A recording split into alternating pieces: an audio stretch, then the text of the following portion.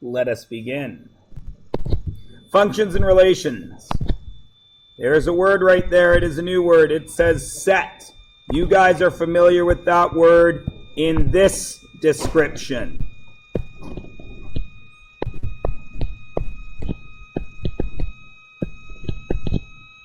What did I just draw? A Venn diagram. You see it in English a lot. For some strange reason, the English world has appropriated it from the math world. I don't really get why. What numbers are in the yellow set? 1, 2, 3. What numbers are in the blue set? 3, 4, 5. What number is in the union set, which is green? 3. Yay, you all understand set theory in very basic terms. So, a set is a collection of anything you can count. So in this example, each set was made up of numbers. Okay? I'm going to give you another example right now. In this classroom, there are numerous sets we could make. Can anybody give me one of the sets we could make in this classroom? Boys and girls, excellent. What else?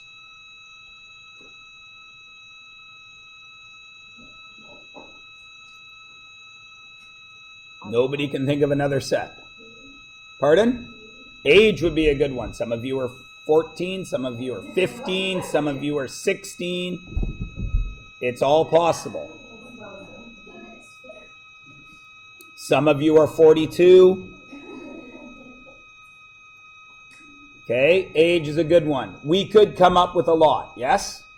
And all of those sets are made up of data, right? Because we can count all those things. So I'm going to use this one. Kids in this room.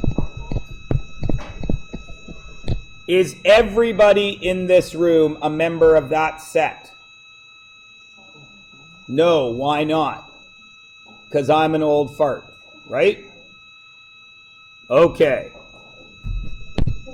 An element is any single item in a set. Now in math, an item is actually called a datum. That is the singular of data. Yes. Except I'm in Canada, so I say data. And I am not speaking about the first mate on the Starship Enterprise, whose name was Data. So, any single item in the set is an element. So in the set example I have of kids in this room, following along the same example, is any one of you is an element. In this room right now, there are about 28 elements. 29, because there's one desk unfull. There are 29 elements in that set. There is one element out of that set, right?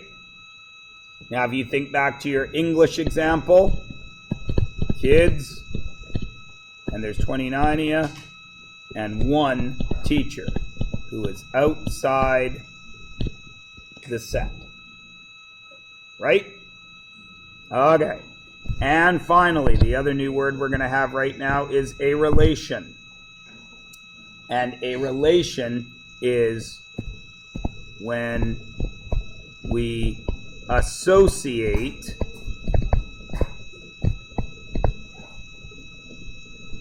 elements of one set with another set. So, for example, in the room Right next door to me, there's desks down the window.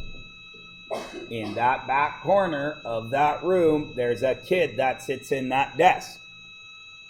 That kid is an element of that set, yes? And that kid is occupying the same space in the room as Tanvir is in our room. So there is a relation between your set, where Tanvir is, and their set, where Kid X is. Does everybody understand? Yeah? All right. So our example is a kid in another room. Is everybody cool with the lingo? All right, because I'm going to be using it. Can I slide this down? I'll wait a moment while I have a sip of coffee. Delightful. Now, I'm going to be calling on your science and social studies skills. Here I have a graph. You have been in enough science and social studies class to know that every graph needs a few things to be a good graph. One is a title. Forgot the L. Title. Two is a labeled axis. And a labeled axis. This graph does not have labels. Why? Because I want to write them in so you get used to doing it. What is this side counting? What is the set on the vertical axis here? Height. What is the set on the horizontal axis? Dog species. Dog breed. Species, they're all dogs, man. Is that Yeah. dogs? Yeah. Like a Labrador and a Pit Bull are the same species. Oh, Canis domesticus. sorry. It's okay, I'm learning you something. Yeah. They are different breeds of the same species. Just like everybody in this room is a Homo sapien, even though we look nothing alike. We are different breeds of the same species. Okay. Species are any animals that can breed together and make successful offspring.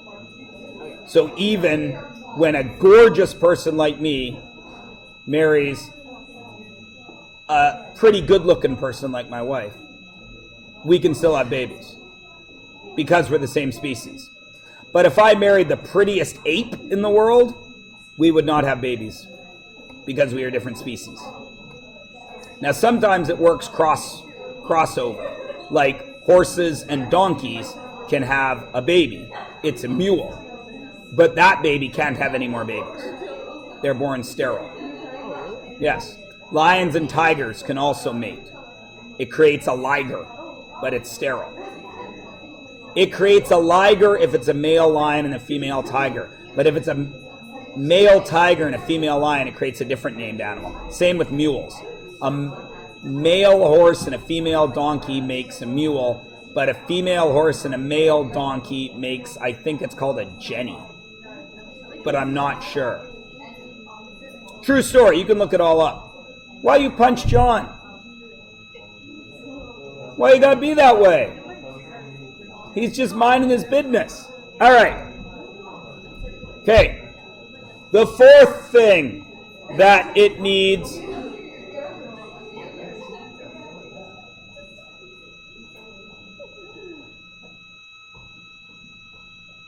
is only needed when necessary, and that is they may need scales. Scales meaning what units in which you are counting. Do I need units on the horizontal axis here? No, because the dog breeds are there. Do I need units on the vertical axis? Yes. What would those units be? Centimeters, of course they are. In the last class, somebody said inches, which would have meant that you had a 5-foot tall hound dog, which would be utterly frightening because it would be the size of, Lauren. You're 5 feet-ish. So? Why you give me a dirty look? I'm short too, but none of these are 68 inches, so I couldn't say it would be as tall as me. Alright, everybody good? Okay, now, we have our 2 sets. What are the 2 sets? What are the 2 sets on this graph? Dog breeds and height. Now we make a relation. So, the set of breeds relates to a height. The hound relates to what height? 60 centimeters. The Chihuahua, which shouldn't even be on there because it's not a dog. Yeah. It's a rat. That's what I said. Let's just stop and think for a minute. What was a rat? Let's pretend that human beings didn't come along in the world.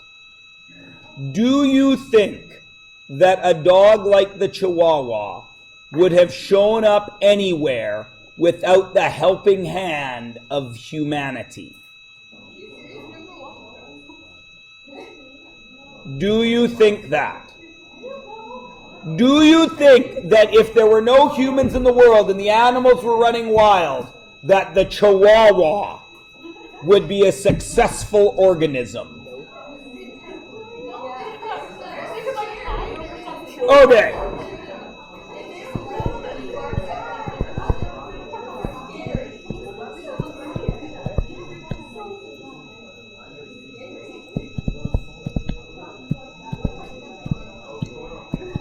Now, of course, the best dogs on here are Lab and Shepherd, Yeah. especially if you mix them, and then you get Cooper the dog. My dog's name is Cooper Declan Dog. Cooper D. Dog. Cooper the dog.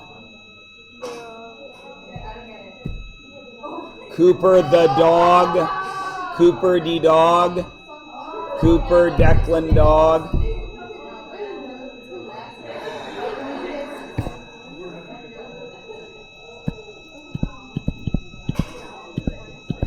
This is going to be an interesting video to watch. Alright, so is everybody cool with the sets, the elements, and the relation? Yes? Everyone is good? Alright, now, come with me on this example. How tall is a corgi? Oh, they're so cute. No, they're not cute. Yeah, they are. It's my favorite dog. No, they're acceptable. They're not cute. I'm going to buy one of them. They're freakish. So They are regular dogs with little tiny legs. No. No. No. The only way that I would show you pictures of corgis would be if we finish what I needed to do today. But by begging to see pictures of corgis, you are using up the time that I would use to show you pictures of corgis. So, how tall is a Malamute? I've never seen a Malamute. 80 centimeters. Excellent. What dog is 12 centimeters tall? Right. What dog is 45 centimeters tall? Wrong. The Shepherd is. Wrong. The Lab is. If I give you the height 45, do you know of which dog I am speaking? No. I have a dog behind my back. That dog is 45 centimeters tall. Which dog is it? You don't know. Just like you don't know if the cat in the box is dead or alive. Schrodinger. How do you not know about Schrodinger? I feel like 10.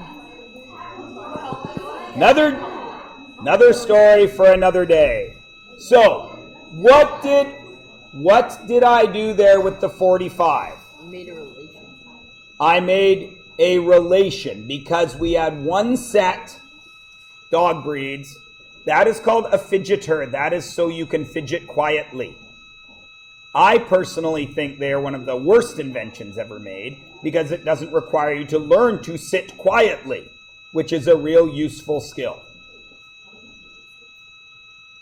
As I was saying, we related heights to dog breeds, but we got a snag there, didn't we? Because once I said 45, you did not know of which breed I was speaking, right? Excellent. When you turn your page over, you will see a box. That box has our next new term. That term is function. A function is a specific relation whereby each element in set 1 relates to only one element in set 2. So, what you have to take from this is what I'm about to write here in blue. All functions are relations, but not all relations are functions. Okay? Now, you may have seen this word in math class before. In grade 5, your grade 5 textbook that Mrs. Bad Crumble gave, you might have had something that looked like this.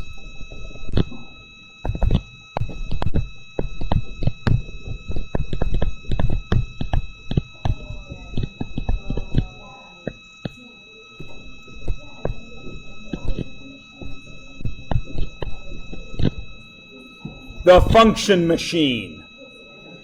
You input 5, and then you add 7 to get 12, then you subtract 4 to get 8, and you get an output of 12, right? Your input, 8. Your input makes a set, right?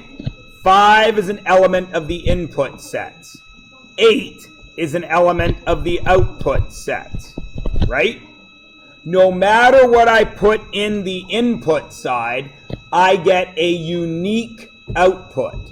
Do you all remember those things from your old textbooks? Some of you may not have seen them, but all it was explaining function theory to 8-year-olds, but then you never talked about it again till now, which was kind of pointless, wasn't it? So, is everyone cool with functions versus relations? Let's see, shall we? Each month of the year relates with a number of days. What is set 1? Months. What is set 2? Number of days. How many elements are in set 1? 12 elements. How many elements are in set 2? No. You do know.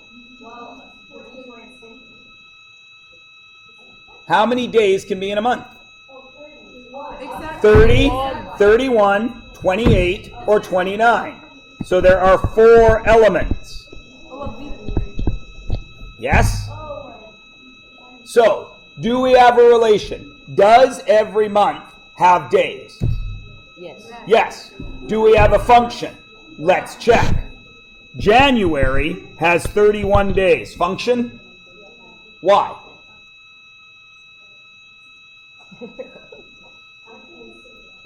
Is right now 1 month. Is that a function? Why? Because one thing one set is leading to one thing another. Nice job, Jenna. February has 28 or 29. Why? Excellent.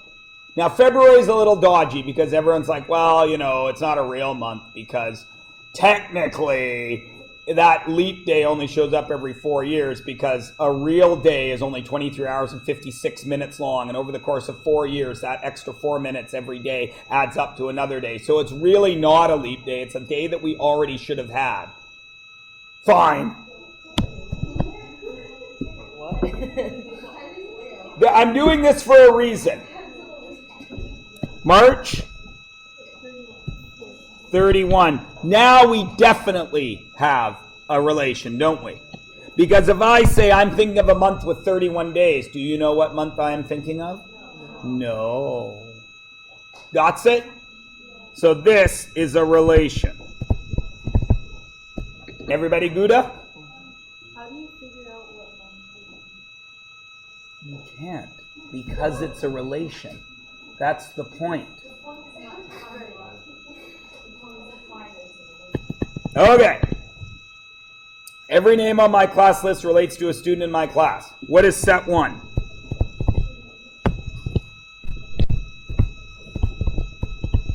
Is names.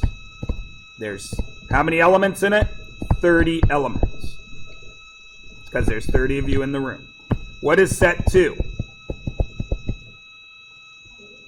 Students. And there are 30 of you. Well, today there's 29, but function or relation? Always? No. In this room? Yes. Why? Nobody has the same name. What?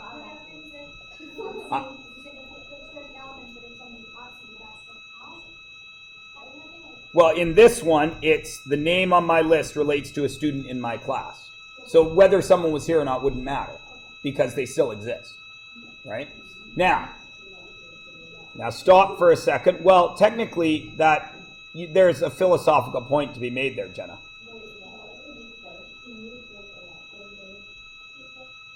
Duncan's not here.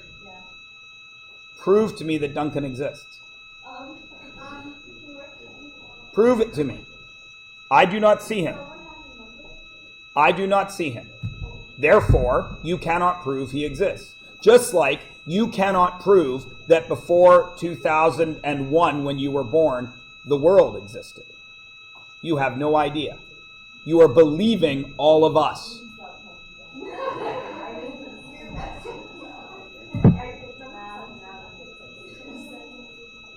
All right.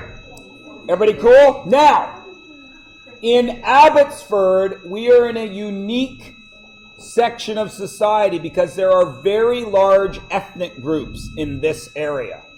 And I have taught classes with more than one Amrinder Gill in the class. Which means, would this be a function or a relation? It's a relation because there is more than one. Sometimes one's even a boy and one's a girl, which is really confusing for me. But that's not the point. The point is, now, think back to your life. What if I only went by first name? Is it likely a function or a relation? It's still likely a function because there's not a lot of same names, yes?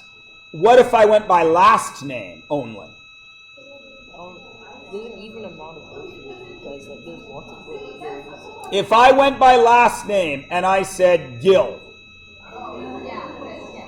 would it be a function or a relation? Okay. If I was in Vancouver and I said Lee, would it be a function or relation? If I was in the middle of America and I said Smith, would it be a function or relation? Relation. Everybody understand? Okay. So everyone's cool with function versus relation? All right.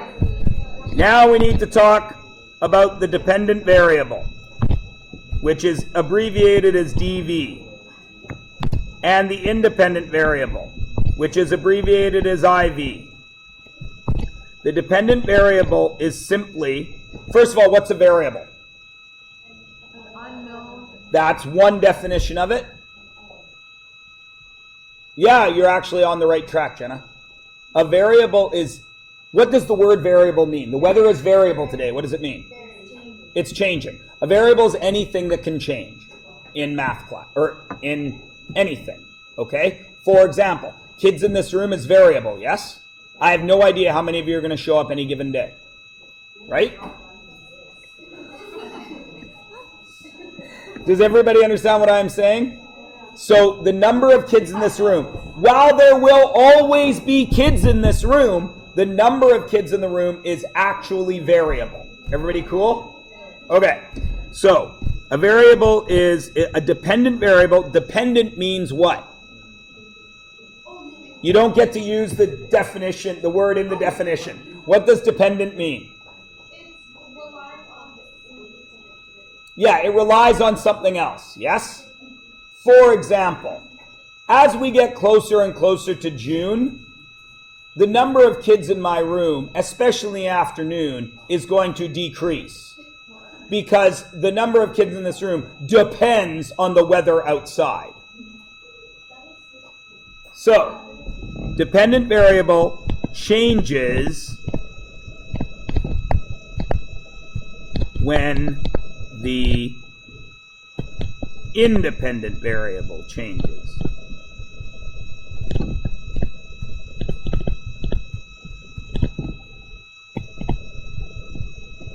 Another way I like to think about it is this. The dependent variable is the one that is different for everyone. So let me give you an example. It's a sunny day out today, yes? My afternoon classes are probably going to be down a few students because it is sunny. Is Mr. DeVries' afternoon class probably going to be down a few students? Is Mr. Keeley's? Is Mr. Radnai's? Are they all going to be down the same amount of students? No, but we are all sharing the sunny day. Does everybody understand? We share a sunny day. It's the same for all of us, but the amount of kids that are in the class is different for all of us. Good? Okay. So our independent variable is, that's an example of an independent variable, but yes, the independent variable is the variable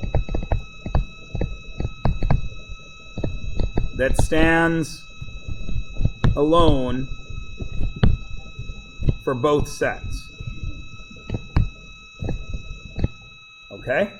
Now, this next part is weird. Dependent variable and independent variable are things, yes? Once we count them and put them in a set, they get a new name. No. The domain is the set of elements in the IV. So, anything that is a set or an element of the IV is part of the domain. Does everybody understand what I'm saying? So, in our graph that we are speaking of, we have one, the independent variable, as Shotzi said, was the weather, yes? What are your options for weather? Give me 4. Rain, sun, cloudy, snow. Everybody cool? So, those are the 4 elements, yes? Cyclone! Sandstorm. Cumulonimbus thunderstorm.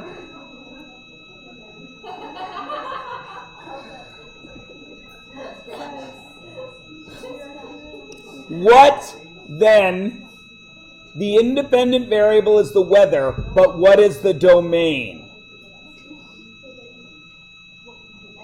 What we just said, the set of elements is the domain. So the variable is weather, but the domain was sun, snow, rain, and clouds. And really, since we live in BC this winter, it really should have only been rain or snow, because that's all we had. Everybody good? So you guys are smart kids. If the domain is the independent variable, what's the range? Right. It's the set of elements in the DV. Now, you guys are smart kids. What's the biggest class you can have? 30. So that's the biggest number of kids that could be in the room, right? What's the smallest number of kids that could be in the room? 0. Could we have negative kids in the room? No. We can have kids that are negative, but we can't have negative kids. Does everybody understand the difference? Okay. So the range must be what? 0 to 30. Is everybody good? Yeah. Okay. Prove it. Do number 3.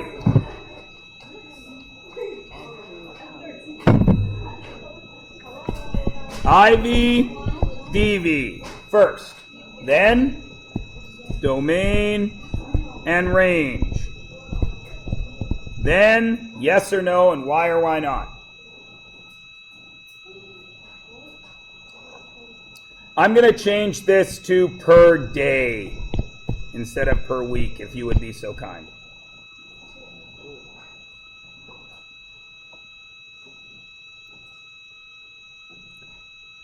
I will wait a few seconds whilst you think of this.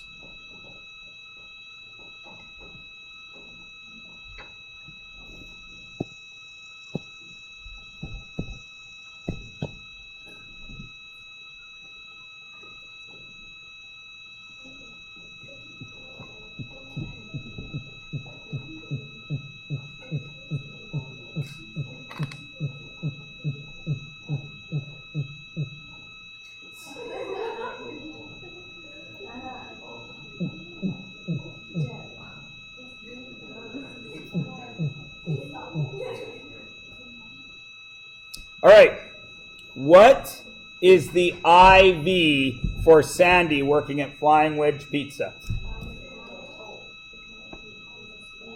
You say the hours are her independent variable? Why do you say that, Shotzi? Because I'm not saying you're right or wrong. Absolutely right. Are any of you working at Flying Wedge today? I didn't ask that. Are any of you working at Flying Wedge today? Yes. There used to be one over by the Shoppers, Drug Mart, and Original Joe's. And it was the best pizza in the world. They still are in Vancouver, but they didn't survive out here because Abbotsford wasn't ready for broccoli on pizza. See? Broccoli on pizza is delicious. So, the independent variable is the hours. Why? Shotzi is going to work today. She is going to be paid for those hours at work, but she is working at McDonald's. She is still going through those same hours. Everybody understand? Her pay is dependent because if she doesn't go to Flying Wedge that day for at least 1 hour, does she get paid? No. Could she get paid for doing something else that day? Maybe she gets an allowance from her parents. Maybe she has another job somewhere else. But this case, at Flying Wedge, that's how it goes. Everybody good? Yeah. Great. So now we've talked about the IV and the DV. Now I need the domain. The domain is the set of what? IV or DV? IV. And what are the options? She can work 0 to what? She could work 24 hours in a day? If she really wanted to. I see 0 to 12. 8. If she goes over 8, she's not going to be paid $9.50, is she? She would get overtime. So, now, look how I'm going to write this. 0 is the lowest. So the lowest element in the DV, or the domain, is 0, which is less than or equal to her hours worked, which is less than or equal to 8. Can everybody read that? That means H, the hours worked, are between 0 and 8. Cool? All right. What's the range? The range is tricky. What's the lowest amount she can make? 0. Pay. What's the most she can make? $9.50 times 8, yes? Which is $76. Yeah. Yeah? Now stop for a second and look closely at this, because this is the last thing we're going to do today. 0 to 8.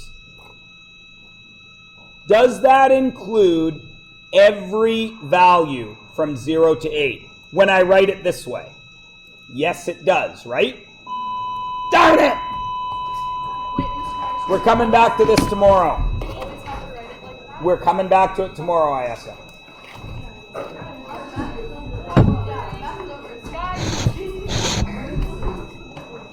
Because, Ayessa, it actually gets very tricky right now. I thought we had about 5 minutes left.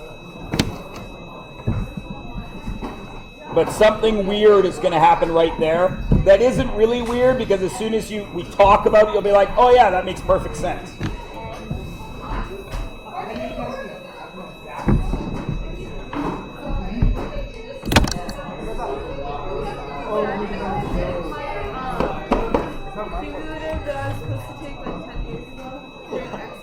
I don't care. If you put your name on the board, I will.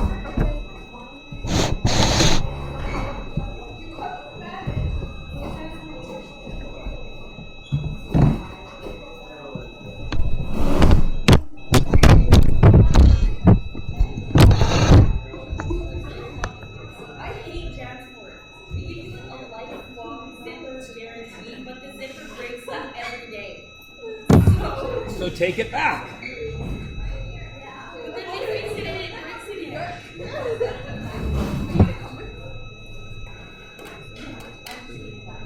I assume you have to leave 5 minutes early every day, Marcus.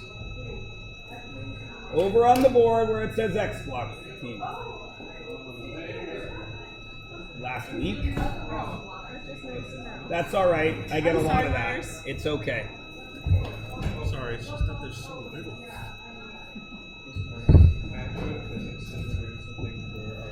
Okay. No problem. The math class?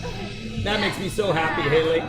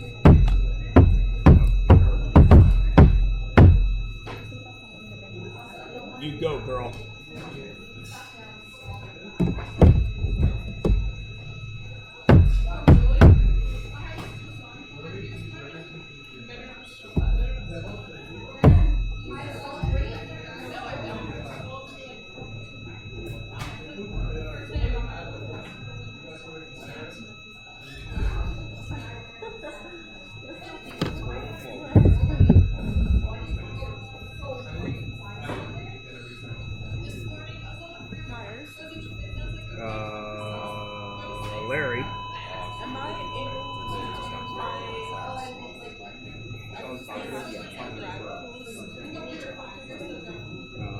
I don't see why not. All right.